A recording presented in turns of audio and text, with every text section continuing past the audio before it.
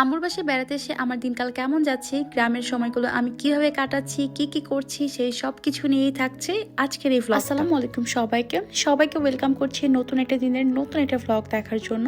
Hopefully তোমরা যে যেখান থেকে আমার এই ভিডিওটা দেখছো সবাই অনেক ভালো আছো, সুস্থ আছো। আম্মুর বাসায় আসার জন্য অনেকদিন ধরে মনটা অস্থির হয়েছিল, তাই প্ল্যান করেছিলাম ডিসেম্বরের 10-15 তারিখের দিকে আম্মুর কাছে আসবো। কিন্তু হঠাৎ করে এর মাঝখানে আসলে একটা বিপদ হয়ে যায়। ডিসেম্বরের 5 তারিখে রাত 3:30টার দিকে আমার দাদা শ্বশুর মারা যায়। তো সেটার খবর পাই আমরা 4:30টার দিকে। বাসায় ওই দিন আমি আর আমার হাজবেন্ড ছাড়া আর কেউ ছিল না, তাই আমরা সকাল হতে না হতেই বের হয়ে পড়ি। আমার লাইফের প্রথমবার আমি সেদিন ঢাকা থেকে বাইকে করে গ্রামে এসেছি। মাত্র 3.5 ঘন্টার মধ্যে আমরা পৌঁছেও গিয়েছিলাম অলরেডি।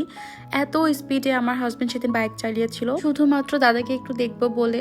আর আমি এত ভয় পেয়েছিলাম সারা পথ। আমি তো দোয়া পড়তে পড়তে এসেছি, আমি ভেবেছি আমাদেরই না হয় কিছু হয়ে যায়। এখান থেকে আমরা নদী পার হচ্ছিলাম।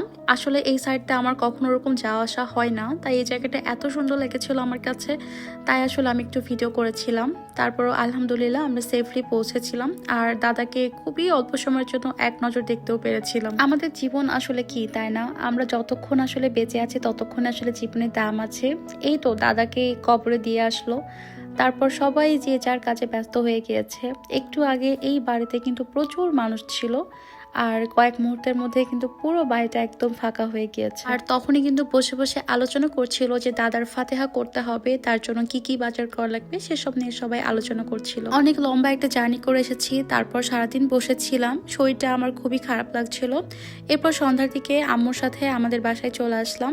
আর এসে দেখি আমার আম্মু খুব সুন্দর করে আমার রুমটা গুছিয়েও রেখেছে। আর আম্মুর বাসায় আসলেই তো খাওয়া দাওয়া শুরু, সারাদিন শুধু ঘুম আর খাওয়া দাওয়া খেতেই থাকি। আর বাইরে থেকে আসার সময় আমার হাজবেন্ড এই মোগলাই পরোটাটা এনেছিল, এটা সবাই মিলে একসাথে নাস্তা করে নিলাম। এরপর রাতের ডিনারে আসলে খুবই মজার মজার খাবার ছিল। আমার বোন টাকি মাছের ভর্তা বানিয়েছিল, এটা এত মজা হয়েছিল। তারপর ছোট মাছ চচ্চড়ি করেছিল, আর ছিল মুরগি। অনেক বেশি টায়ার্ড ছিলাম, তাই ডিনার করেই ঘুমিয়ে পড়েছিলাম। আর ঘুম থেকে উঠেছিলাম পরের দিন অনেক বেশি লেট করে, মেবি 11টার দিকে। আর ঘুম থেকে উঠে খুবই সিম্পল একটা আমরা ব্রেকফাস্ট করে নিচ্ছিলাম। এখানে রুটি, মুরগির মাংস আর ডিম ভাজি করেছিল। এরপর আম্মুর সাথে বাজার করতে চলে গিয়েছিলাম। অনেক দিন পর আমাদের এলাকার কাঁচা বাজারে গিয়েছিলাম, আর সেখান থেকে অনেক রকমের মাছ কিনেছিলাম সেদিন, তো সেগুলোর ভিডিও করা হয়নি।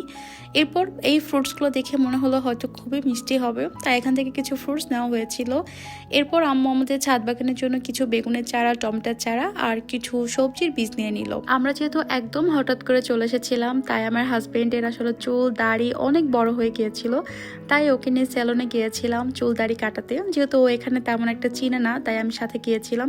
বাট আমি যে এতটা বোরিং হয়েছি ভাই, এত সময় ধরে চুল কেটেছে, আমি তো বিরক্ত হয়ে গিয়েছি। বাসায় এনে দেখো ওকে শাস্তি দিয়েছি, ওকে দিয়ে সবকিছু ধরে দাঁড় করে রেখেছি, আর আমি বেড ঝাড়ু দিয়েছি। তোমরা কারা কারা এটা করো বলো তো বেড ঝাড়ু দেওয়ার সময়? এরপর আমার জামাই আমাকে বললো চলো একটু বাইরে যাই, হালকা একটু বাইকে কাজ করাবো, 10-15 মিনিট সময় লাগবে, তাই বলে আমাকে নিয়ে গিয়েছে। বাট আমাকে বসিয়ে রেখেছে লিটারেলি 2-3 ঘন্টা। মানে আমার আজকে পুরোটা দিনই খারাপ গিয়েছে। আজকে সারা দিন আমাকে এভাবে ফাঁকি দিয়ে বসিয়ে রেখেছে। আমার বসে থাকতে থাকতে আমার অবস্থা পুরো শেষ। এখন তো শীতকাল, আর আমাদের এলাকায় কিন্তু 8টা-9টা বাজলেই অনেকটা দোকানপাট সব বন্ধ হয়ে যায়, মনে হচ্ছে সবাই ঘুমিয়ে পড়েছে। কি সুন্দর এই চাঁদটা লাগছিল তখন দেখতে।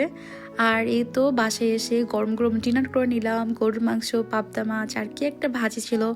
আম্মুর বাসায় আসলে তো খুব মজার মজার খাবার দাবার প্রতি বেলা। পরের দিন ঘুম থেকে উঠে দেখি এই সুন্দর সুন্দর কেকগুলো আমার বোন বানিয়েছে, এগুলো ওর অর্ডারের কেক ছিল, তাই আমি একটু সুন্দর করে ছবি ভিডিও করে দিচ্ছিলাম। তো আজকের ভিডিওটা এখানে শেষ করছি। তোমাদের কাছে কেমন লেগেছে অবশ্যই কমেন্ট করে জানিও।